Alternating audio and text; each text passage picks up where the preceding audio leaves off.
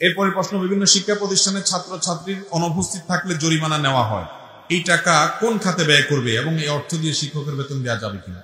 ভাইরা আমার, খুব গুরুত্বপূর্ণ মাসআলা।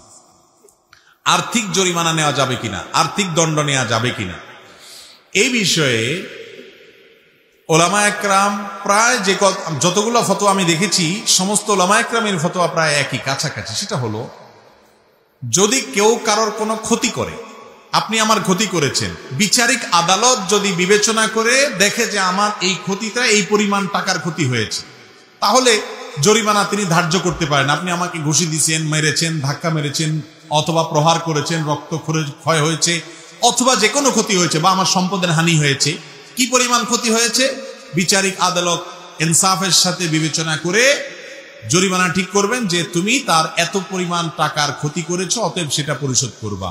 এটা ঠিক আছে, এই ক্ষতিপূরণ জায়েজ আছে। এছাড়া স্কুলে আসে নাই সেজন্য 10 টাকা জরিমানা, বা বেতন 10 দিন পরে দিছে সেজন্য 100 টাকা জরিমানা, এই রকম জরিমানা এটা জায়েজ নাই, এই জরিমানা নেওয়া জায়েজ নাই।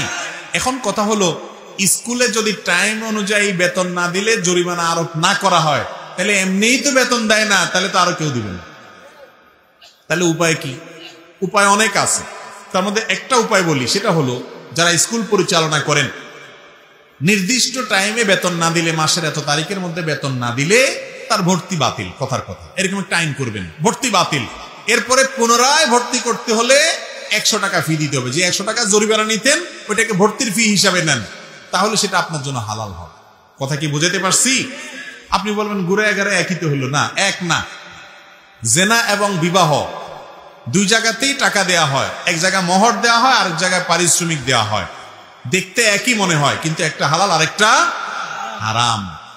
কোরআন হাদিস যেই পদ্ধতি এলাও করেছে, ওই পদ্ধতি হালাল। আপনি জরিমানা নিতে পারেন না।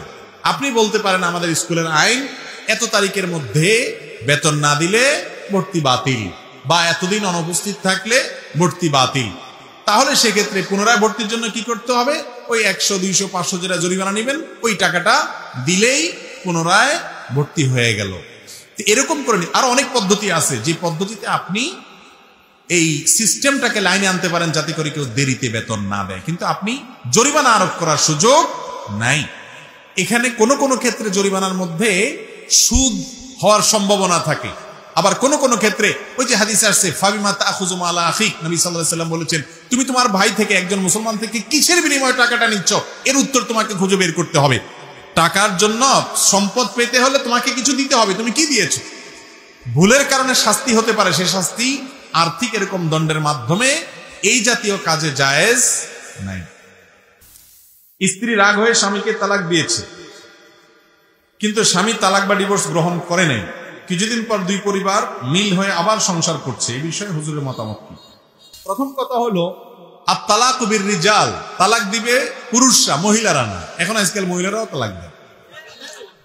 মহিলারা অর্পিত তালাক গ্রহণ করতে পারে, স্বামীকে তালাক দিবে না। কোন মহিলা যদি তার স্বামীকে বলে, তোমাকে আমি তালাক দিলাম, 1 তালাক, 3 তালাক, আরো কিছু বলে, কিয়ামত পর্যন্ত এইভাবে, এই ভাষা খেয়াল করেন, এইভাবে যদি বলে স্ত্রী স্বামীকে যে, হে স্বামী, তোমাকে আমি ডিভোর্স দিলাম, তালাক দিলাম, তালাক হবে না।